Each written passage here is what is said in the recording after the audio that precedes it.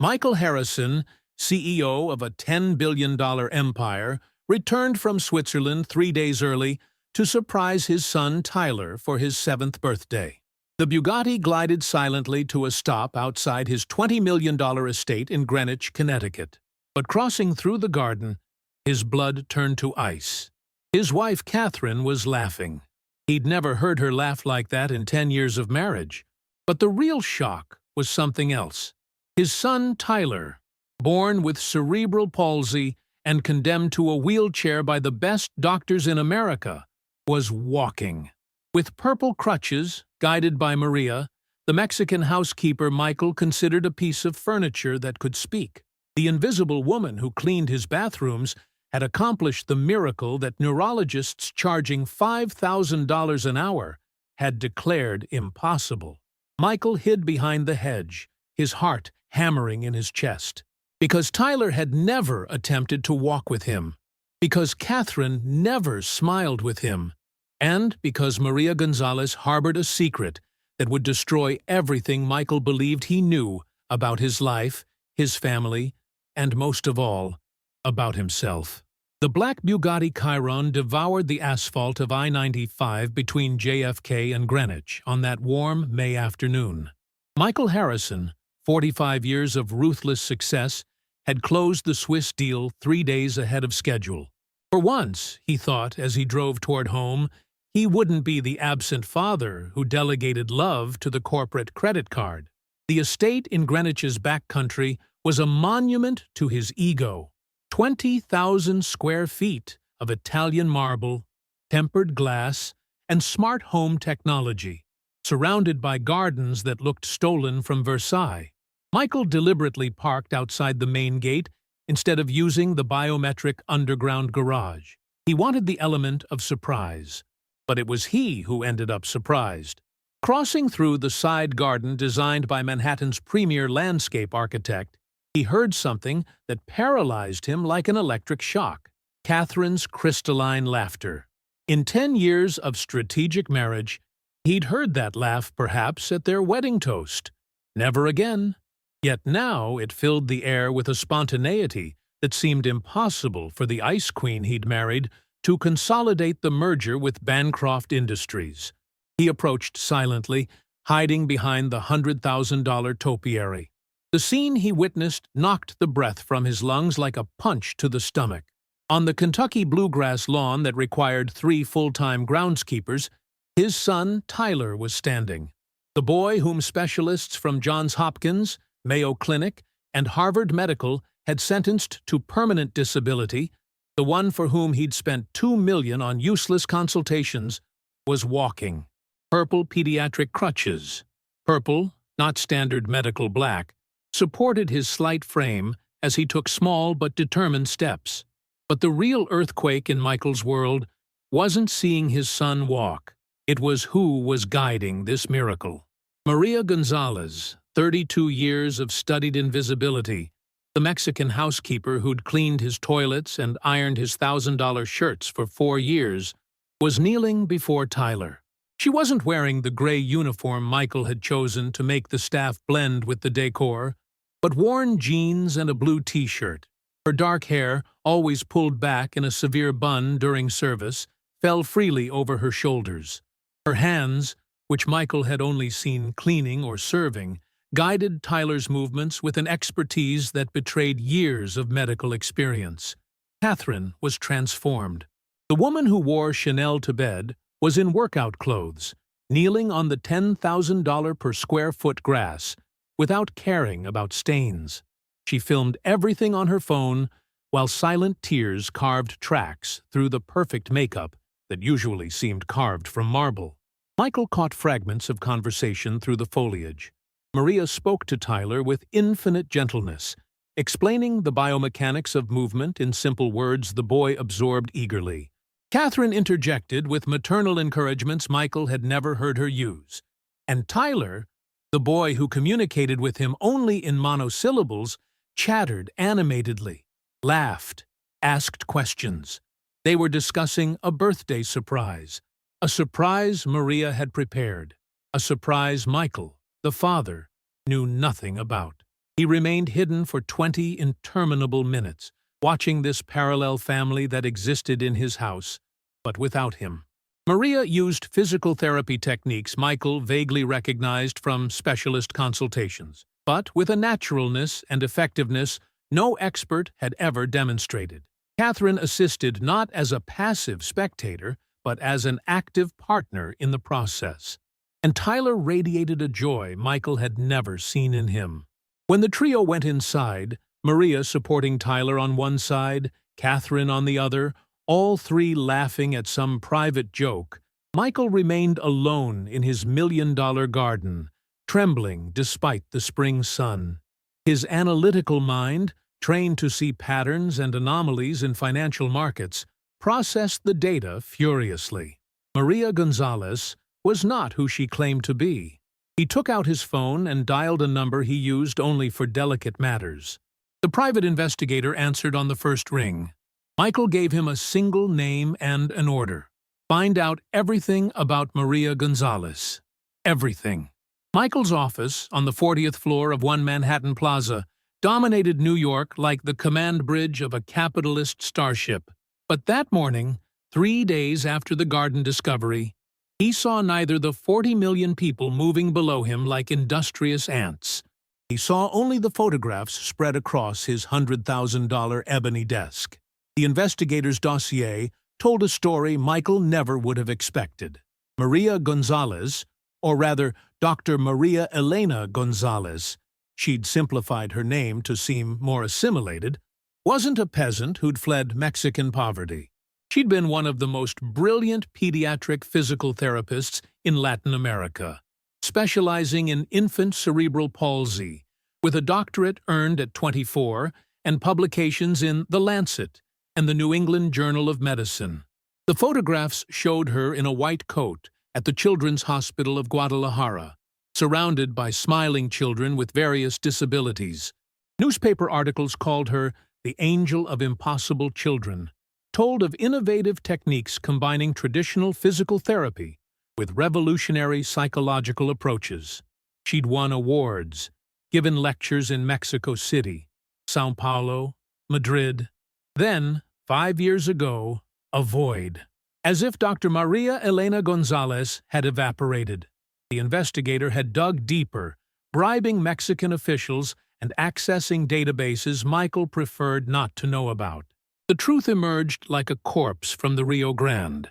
The hospital where Maria worked had been attacked by the Sinaloa cartel. 10 children from her ward had died in the shooting. The attack was retaliation against the hospital director who'd refused to launder money through fake medical billing. Maria had testified against the cartel members, identifying them in court, a death sentence in Mexico. She'd fled with help from an American NGO that protected witnesses arriving in the U.S. with false documents and the need to disappear completely. And what better hiding place than the house of a billionaire who never looked the help in the eye? Michael felt shame burn his esophagus like acid. In 4 years, he'd spoken to Maria perhaps 20 times, always to give orders or complain. He considered her part of the animated furniture, less interesting than his Basquiat paintings. Yet, this woman, this scientist forced to pretend illiteracy, had worked in secret with his son, applying decades of experience and research to a case everyone had abandoned. She'd made Tyler walk while Michael built skyscrapers and bought yachts. The phone rang, interrupting his spiral of self-flagellation. It was Katherine. Her voice had lost the glacial tone that characterized it, replaced by something warmer, more human. She told him she knew about his early return, that she'd seen him in the garden, that it was time to talk. All together. The drive home was surreal. Michael Harrison, the man who'd negotiated with senators and billionaires without blinking, had trembling hands on the Bugatti's wheel. Entering the estate that suddenly seemed alien, he found a domestic scene he never would have imagined. Katherine and Maria were sitting together on the living room sofa, not in the hierarchically defined positions of mistress and maid, but close like friends, conspirators. Tyler was on the Persian rug worth $200,000, building something complex with Legos, while the purple crutches rested beside him like a small warrior's swords. When Maria saw him enter, she made to rise in the automatic gesture of submission she'd perfected over 4 years. But Katherine stopped her with a hand on her arm, a gesture of intimacy that spoke of hours spent together, shared secrets, a bond Michael had never suspected. It was Katherine who orchestrated the conversation that followed, revealing how she'd discovered Maria secretly working with Tyler 6 months earlier. The initial anger had transformed to wonder, seeing the progress. The two women had formed a secret alliance, working together while Michael traveled the world conquering markets. Maria, in a voice that had lost the forced accent she used with Michael, told her story. She didn't try to justify herself or ask for pity. She simply told the truth. She'd had to disappear to survive, and Michael's blindness toward the service staff had made her invisible and therefore safe. But seeing Tyler, a brilliant child imprisoned in a body everyone had abandoned, had forced her to act. She couldn't watch another child suffer without doing anything. Michael listened in silence, his world restructuring like a building hit by an earthquake. Everything he'd believed important, power, control, status, suddenly seemed empty before this woman who'd sacrificed her identity, her career, her future, to save children who weren't even hers. The weeks that followed transformed the Harrison estate more profoundly than any architectural renovation. Michael, who'd never taken a sick day in 20 years, began working from home, observing Maria work with Tyler like a student before a master. Her method blended science with intuition, rigorous protocols with games that stimulated specific neural pathways. During this period, Michael discovered that Katherine hid a degree in child psychology from Yale, abandoned when the strategic marriage required her to play the trophy wife role. The service staff he'd always ignored revealed themselves as a universe of untold stories. Giuseppe, the Italian chef, had a son studying engineering at MIT. Sarah, the housekeeper, published poetry. Enjoying the story? Give it a little like, and don't forget to subscribe. Now then, let's carry on. Ahmed, the Egyptian gardener, had been a botany professor in Cairo. It was then that the private investigator, never dismissed, discovered the truth about Katherine. She hadn't married Michael by choice, but to save her father, who'd embezzled $30 million to cover gambling debts with the Russian mob. The marriage had been the only way to avoid prison and death. Katherine had left the man she loved, a pediatrician with Doctors Without Borders, for this golden prison. When Michael confronted her, Katherine seemed relieved. Finally, she could stop pretending. He told him everything: the desperate father, the threats, the sacrifice, how she'd learned to respect him without loving him, how Tyler had given meaning to the void, how Maria had awakened hope. Michael felt his world collapse, but strangely felt liberation instead of anger.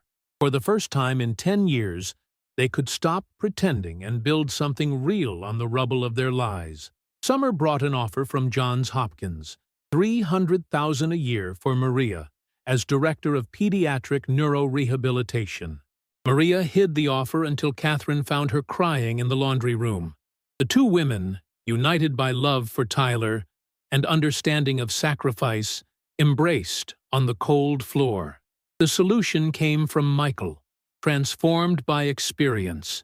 He proposed opening a rehabilitation center in Connecticut, in the Gilded Age mansion he'd bought to demolish. Maria would be medical director with complete freedom. The Harrison Foundation, dormant for years, would be reborn to fund it.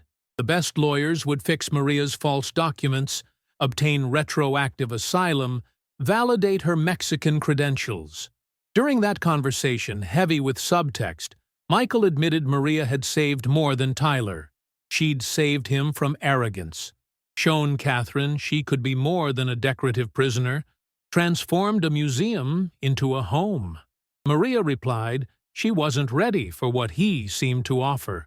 Might never be. But what they'd built, This strange non-family was worth more than any conventional relationship. Autumn brought a crisis no one had foreseen. Tyler, who'd made extraordinary progress, suddenly regressed. Doctors spoke of normal fluctuation in neurological recovery, but Maria knew it was something deeper.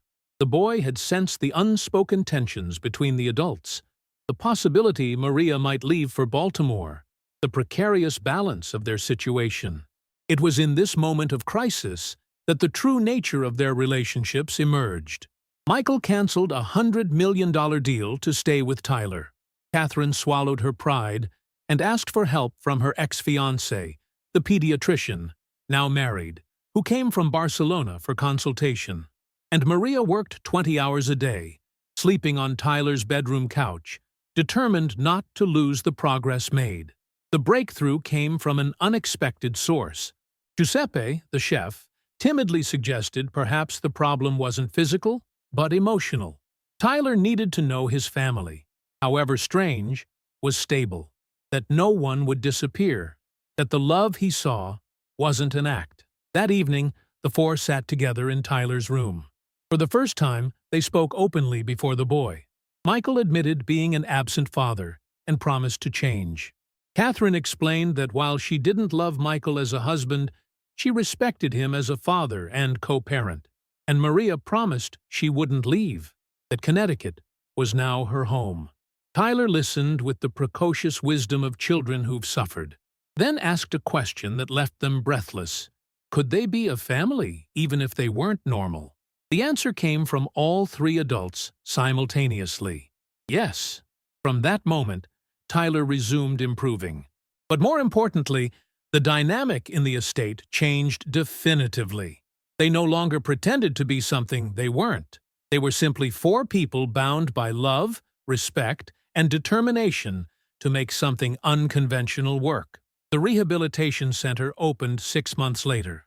Michael had transformed the Gilded Age mansion into a jewel of therapeutic architecture, with sensory gardens, hydrotherapy pools, playrooms that were disguised gyms. Maria had recruited the best therapists from Latin America, creating a bridge between North and South that didn't exist in rehabilitative medicine.